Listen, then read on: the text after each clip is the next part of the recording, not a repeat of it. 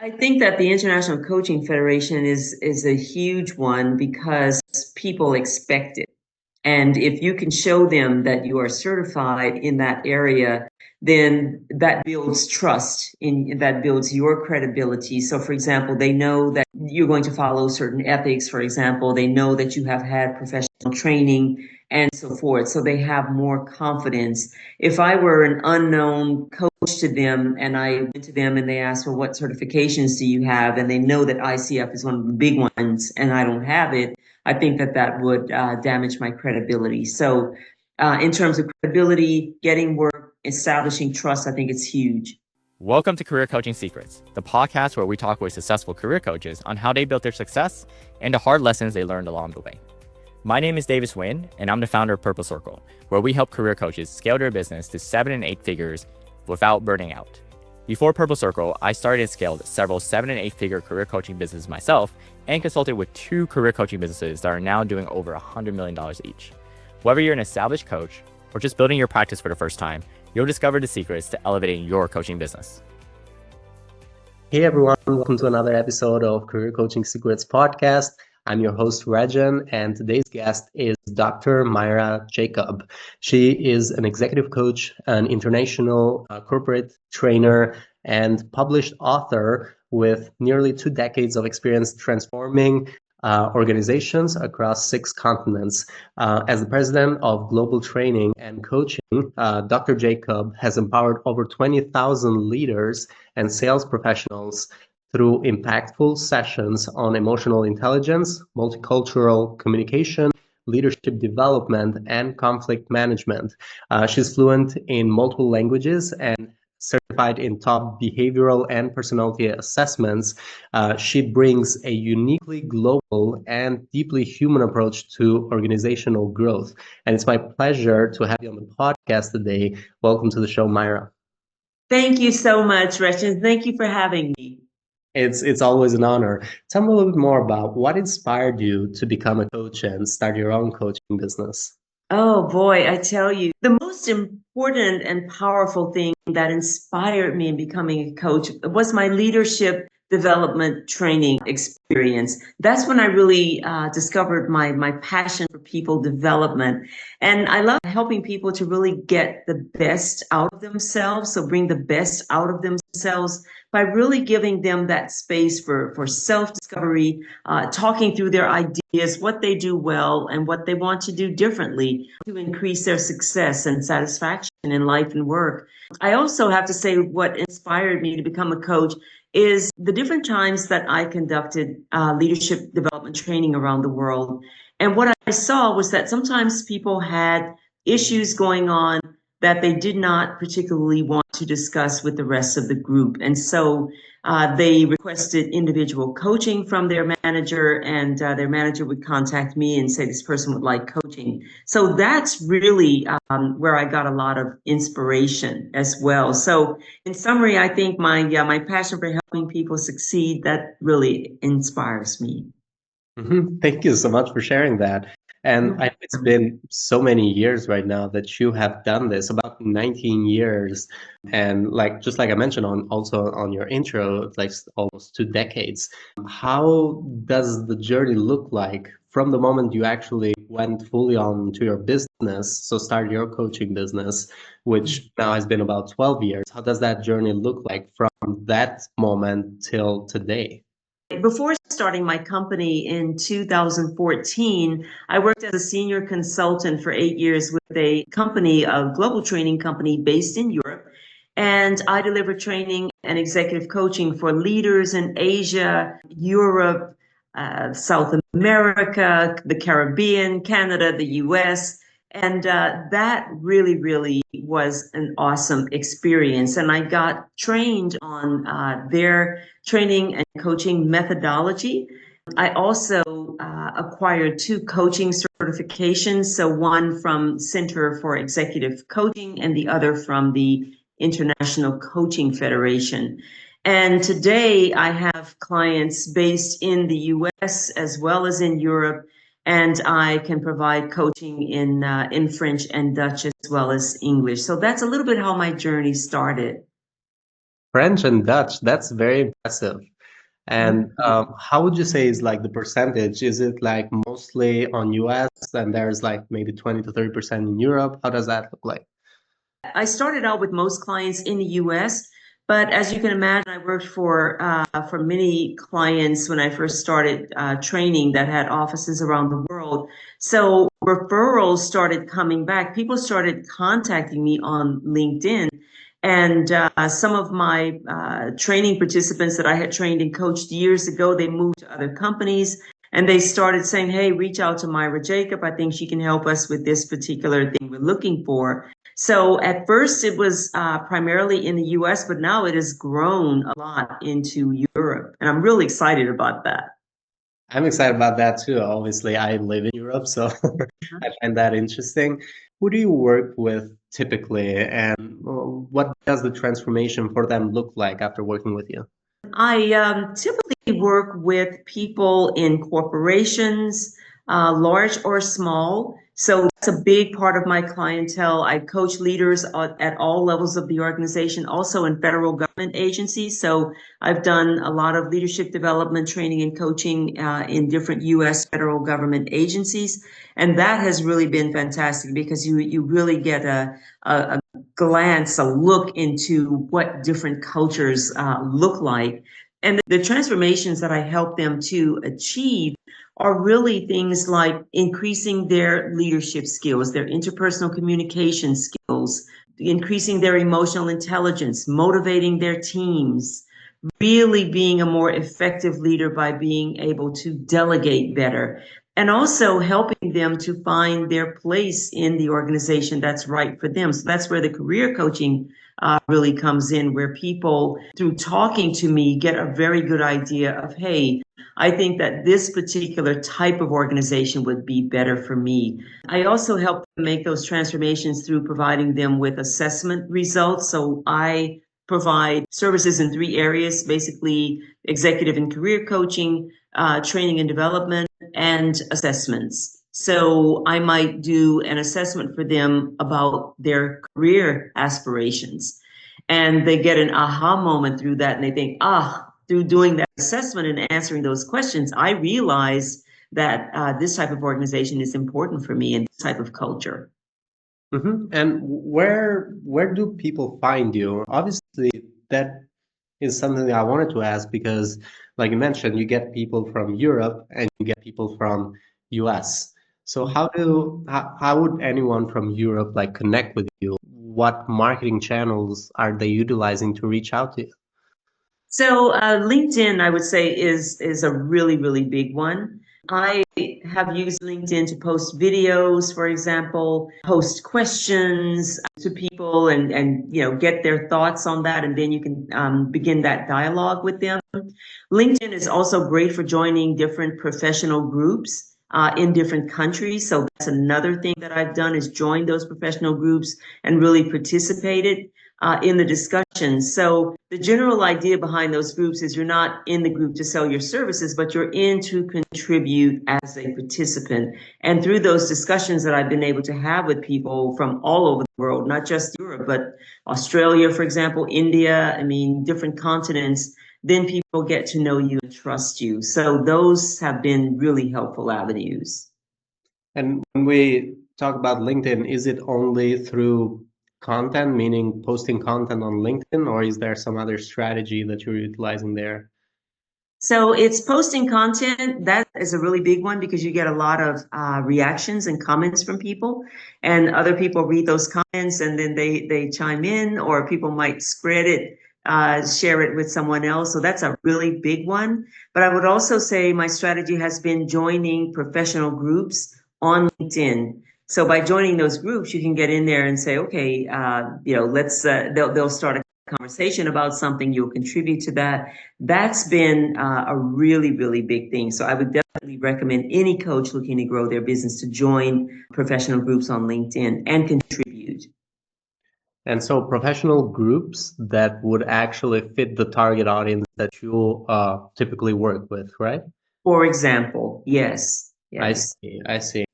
Cool. And then you would see their posts on the group. I'm sorry, I'm getting a little bit technical because I really like this stuff. So you'd look into their content and basically try to engage with them and Exactly. try to get people aware that you of your expertise in a way without directly promoting, because some of these groups also do not allow promotion in there. Correct.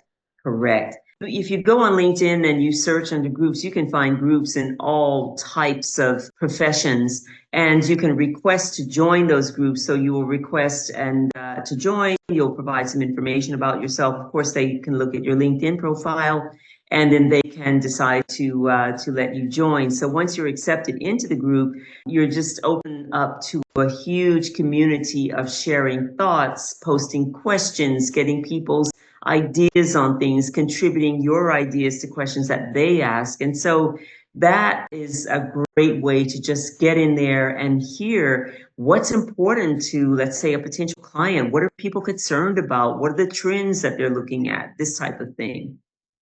And when you're working with your clients, is it only one-on-one coaching or is there also group coaching? So I also provide group coaching. Much of it is one-on-one because that's just what has been asked for by my clients.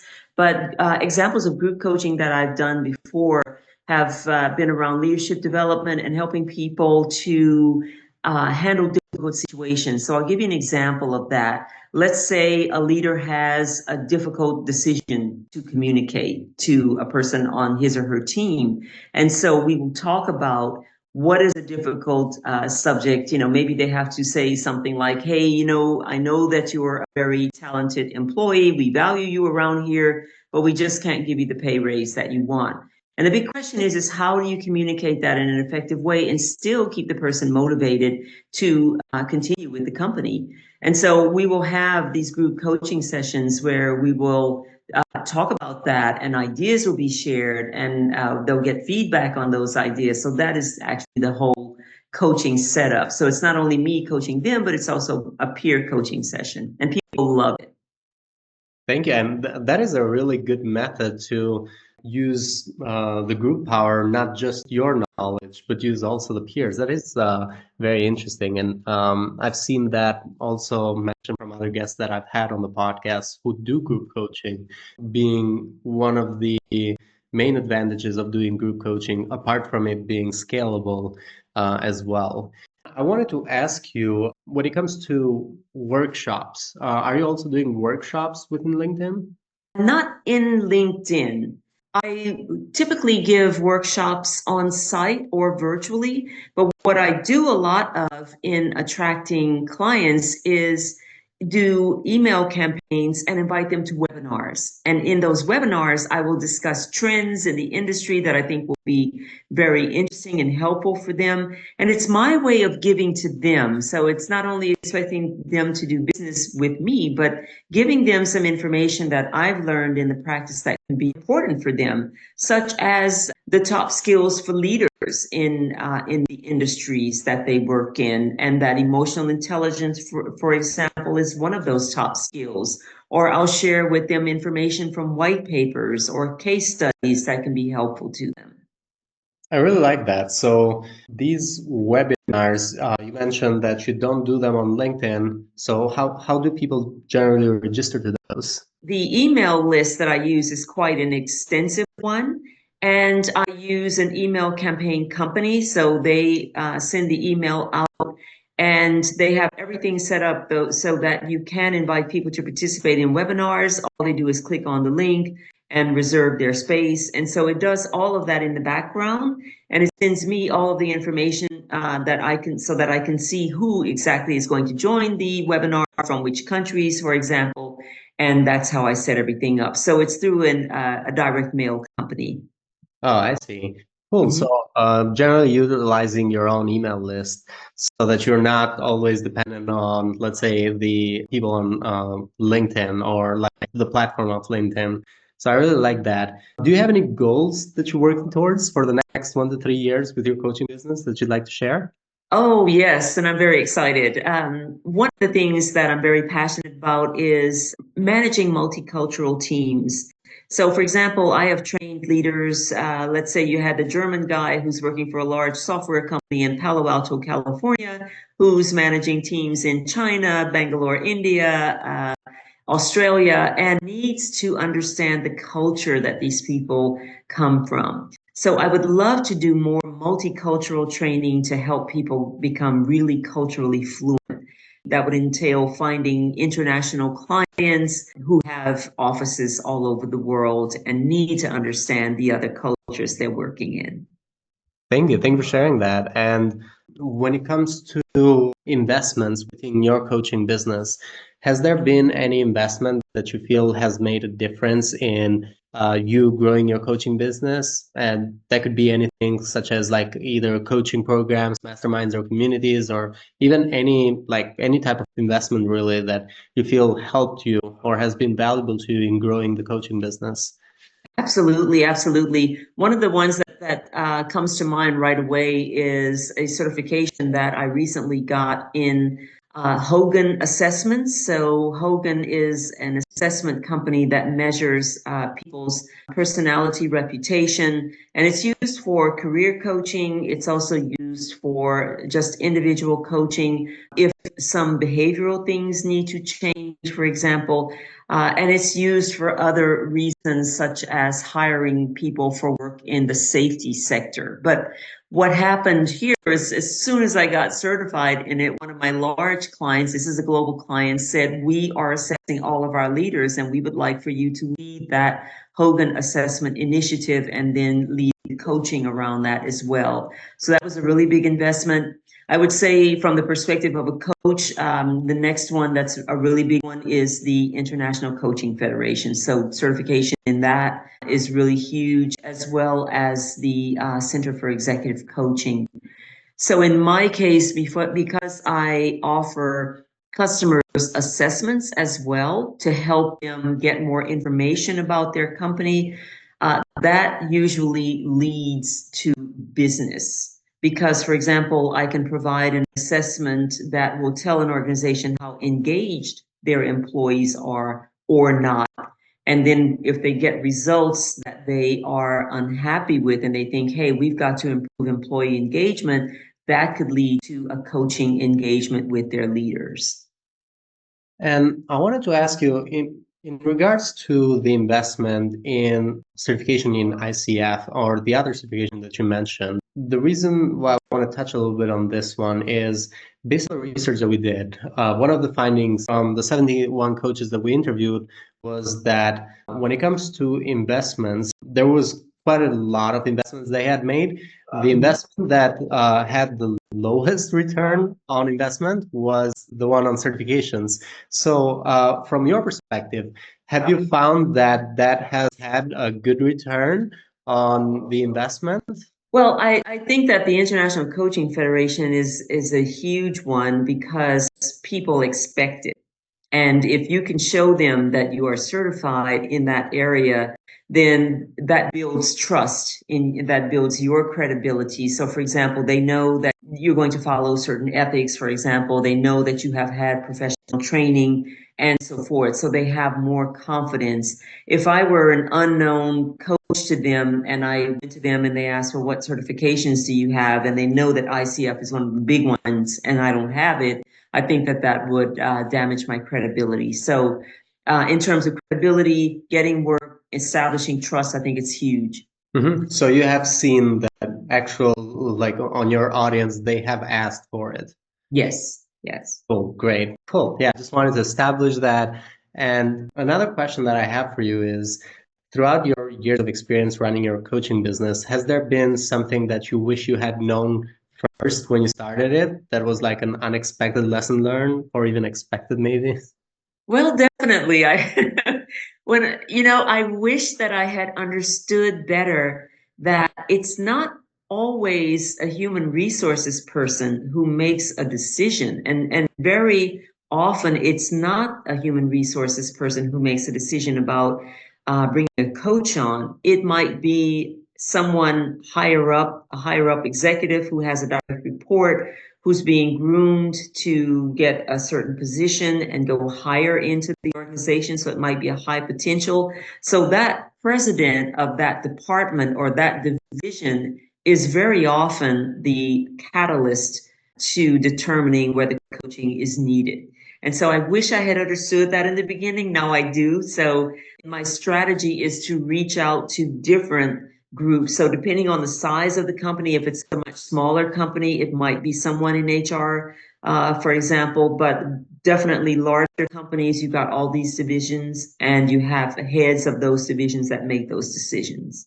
Cool. And when it comes to challenges, what would you say is the biggest challenge that you're currently facing or have faced in the past as well in scaling your coaching business? Well, I'm always opening up my mind to new marketing channels. And so that remains a challenge. One marketing channel that I think may work very well doesn't turn out working so well, whereas the other one that I did not place a lot of confidence in brought much more response. So I have a very strong sales background. I worked in sales for years when I was living in Europe, but what I have learned is to use different marketing strategies, use a mixture of things. And I'm going to give you some examples on that. I talked about the email platform that I use. LinkedIn is obviously a very big one, but there are other ways to market yourself. So, for example, here in Atlanta, Georgia, where I'm based, we have a lot of networking events, business networking events. We have a lot of chambers of commerce that have many, many businesses that belong to that chamber. So when you can get speaking engagements, for example, for those Chamber of Commerce events, and they're having a type of business networking event, that is a way to really promote your services or get your name out there, I would say. So you may give them, in my case, I might give them a talk on the importance of emotional intelligence in companies, or what are the most important attributes for leaders and what should they be looking for in leaders and this type of thing. So I'll share industry trends with them. And that has been very helpful because after that speaking engagement, people will come around, ask questions, exchange business cards, and that's very helpful. Is that something that you have already utilized or something Yeah. you're thinking of growing more on? I have utilized it and I plan to do it more. In fact, I plan to look at more professional organizations in the area and see where I can get more speaking engagements. Cool. Yeah, I really like that. And actually, I was just talking to another coach right before you who was just doing that to gain audience. So I do feel like it's a valuable channel to utilize when it comes to utilizing your own local network and getting leads that way. And maybe then putting them on your own email list, and then your newsletter would eventually warm them up. Maybe throughout your own workshops, they could also get to engage with you more if they're not ready at that point when you did the speaking. So over time, they'll be ready to maybe work with you. And yeah, so the only thing that I see in that might be a little bit challenging is not easy to scale. You'd have to do a lot of these events. It's kind of also depending on your time, right? Mm-hmm. That's very true. You do have to get the right speaking engagements. But another thing that has helped me to scale my business has been referrals. And I will ask people, for example, if they know of anyone who might be able to use my services, or people that I've trained some years back, I'm connected to them on LinkedIn. That's another way that I have been able to get business because they have joined new companies and they may know of something that's going on that might be an interesting opportunity to bring me in. So it's all of those things together. And that's why I said I'm always looking for new channels. I'm always open to new channels. If I get a chance to try that out, I always do it. Thank you. Thank you so much, Myra. It's been a pleasure having you on the podcast so far. Is there any final advice you'd like to give to other coaches who are looking to scale their impact? Yeah, I would say really get out there, get yourself out there, be seen. If you do have local opportunities to do that, to network, ask clients if they know of anyone that might need your services. Ask them if you do need references to be a reference because that can help. Conduct ongoing email campaigns. That's another big one. I would say also become active in your professional communities. Find a community that you really bond with, become active attractive. And that way people can really get to know you and trust you. And I would say, don't be afraid to say no to a certain engagement. Really try to attract the clients that you know that you can help. So that would be my closing advice. Thank you so much, Myra. And for anyone who wants to find you or connect with you, they can look you up on LinkedIn, Dr. Myra Jacob. And if they wanted to also look into your website, it's globaltrainingandcoachingllc.com. Right. Is there any other way they could connect with you? Well, just via my email address. I'm always open for messages, but I think that LinkedIn would probably be the most central one. And my email address is also on LinkedIn. Cool. Yeah, they will find it on the contact information within the profile. So yeah, thank you so much, Myra. It's been lovely having you on the podcast. Gretchen, thank you so much for having me. This has been fun. That's it for this episode of Career Coaching Secrets. If you enjoyed this conversation, you can subscribe to YouTube, Spotify, Apple Podcasts, or wherever you're listening to this episode to catch future episodes. This conversation was brought to you by Purple Circle, where we help career coaches scale their business to 7 and 8 figures without burning out. To learn more about Purple Circle, our community, and how we can help you grow your business, visit joinpurplecircle.com.